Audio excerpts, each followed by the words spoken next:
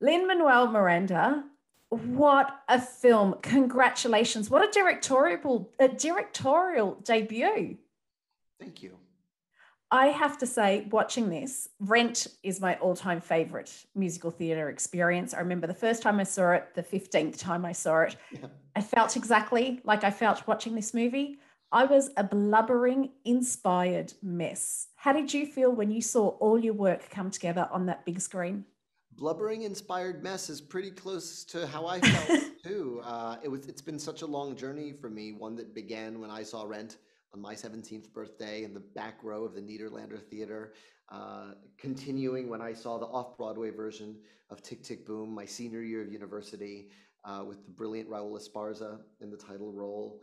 And at every step in my journey, it felt like Jonathan Larson was there being like, keep going. This is going to be harder than you think, but keep going. And I wanted this movie to feel like that for artists everywhere, because that's what his work did for me. It gave me permission to write and to dream. And it also, but it was also very clarifying. It was also like, sometimes it sucks and sometimes it's hard, but if you love it, you have to do it. Well, that's why there's so many lines in this film that I could just spout back at you. But there is one where Jonathan is actually in the focus group and he has this epiphany moment. Well, he thinks it is. And he's like, I could be rewarded for my creativity instead of rejected and ignored. And I know you said, Jonathan, you felt him sort of there spurring you on. But then, Manuel, there had to be a time where you just went, this is too much. I'm throwing it all in. Yeah, well, one of the things that Jonathan and I shared was we wrote jingles to pay the rent occasionally.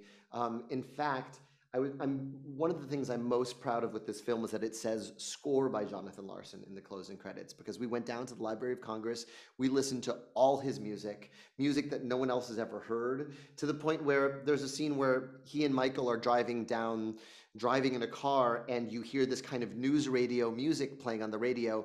That's a rejected CNN jingle that Jonathan Larson No. wrote that we found in a file called Jingles. We found an Irish Spring jingle. We found a CNN jingle.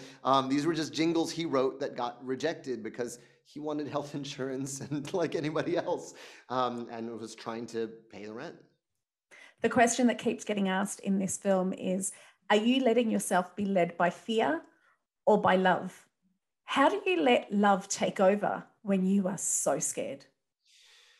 It doesn't get any easier to answer the more your career goes on. I find moments, I was incredibly nervous last night at the premiere. I was aware that I was bringing something creative that I'd worked on, but in a completely new role. And is the reaction going to be stay in your lane, go back to your piano and stop directing movies, or have you honored Jonathan's work and the guy who inspired you to get started? And so I think the trick is fear is always along for the ride. I think the writer Elizabeth Gilbert, put it really beautifully. Fear is going to be there, but you can't let it drive the car or run the radio. You have to let it ride shotgun, or maybe ride in the back, or maybe ride in the trunk. Like, you can come with us, but you don't get to run shit. I like that. That's very important. And what does an experience like this make you want to do?